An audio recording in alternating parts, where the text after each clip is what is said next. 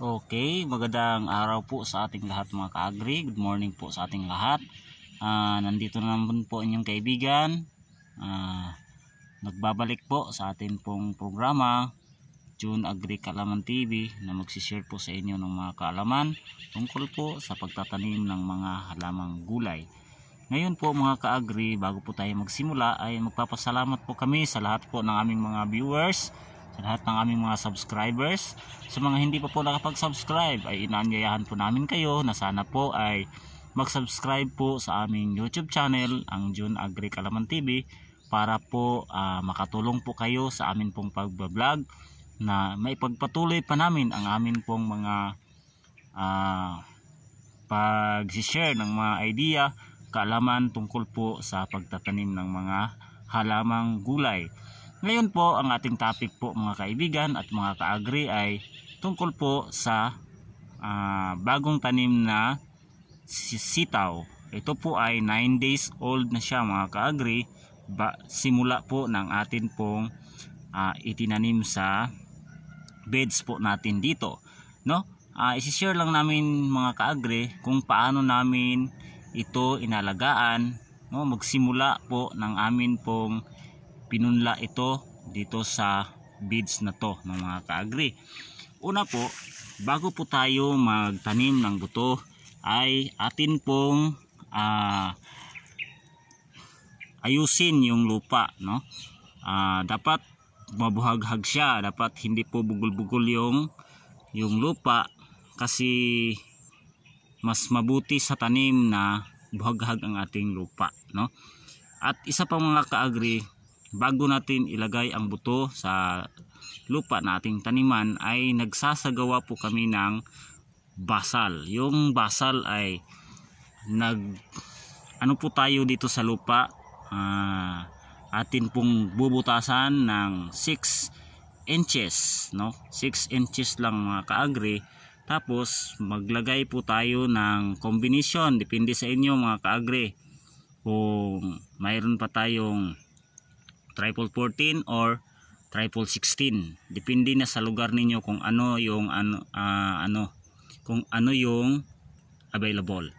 Kaya po maglagay po tayo ng isang kutsara o 10 grams po sa bawat butas. Pagkatapos ay tatabunan po natin ng lupa, no mga ka-agri, nasa 2 inches ang tabon, para po yung tanim na atin pong itatanim ay hindi agad mapupunta ang ugat niya sa mismong abono, kasi alam nyo mga ka-agri ay yan po ay masusunog. Kaya po tatabunan natin ng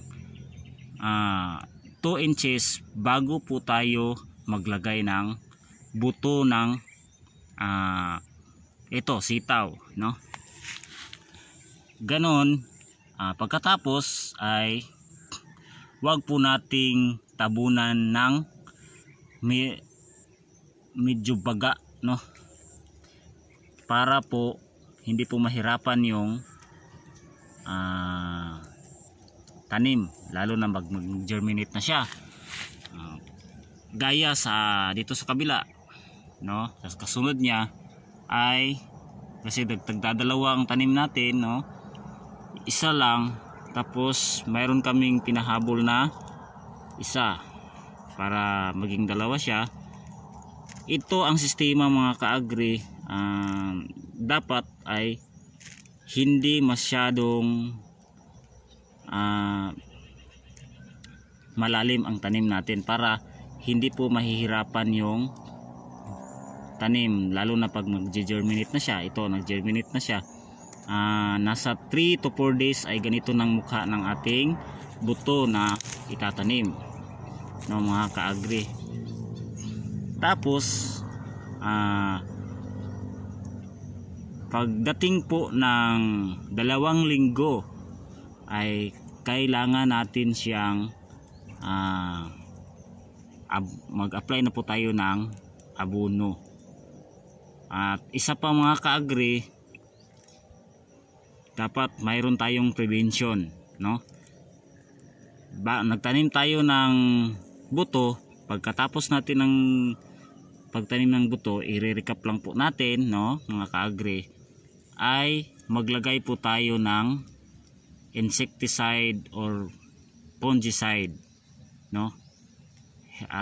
Kasi yung may product po na Puradan. Yung Puradan, mga ka-agri, ay prevention siya sa mga insekto na maaring pipinsala po sa ating mga tanim.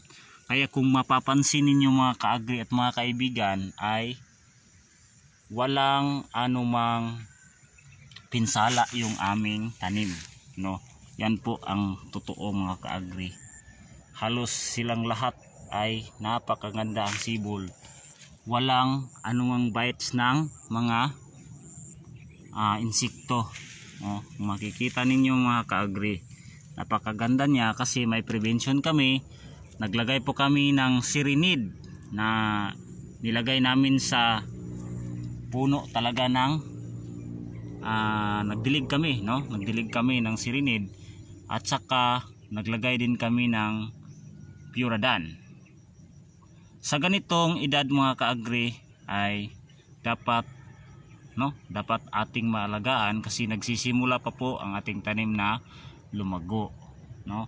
I-share lang po namin, mga ka-agri, para po kung sino po yung gustong magtanim ay pwede nyo bisitahin ang aming YouTube channel, John Agri Kalaman TV, kasi mayroon po kaming mga ginagawang mga video tungkol po sa pagtatanim ng gulay, kung paano natin alagaan, no. Ang ginawa naming mga video, mga ka-agri, ay ito po ay tulong, baka magustuhan po ninyo ang mga idea po namin, no. At dapat dadamuhan natin ito. Mamaya o bukas magdadamo kami para po medyo maliwalas yung ating tanim, no, mga ka-agri. Ganito kalapad yung aming tanim. Nasa ano siya,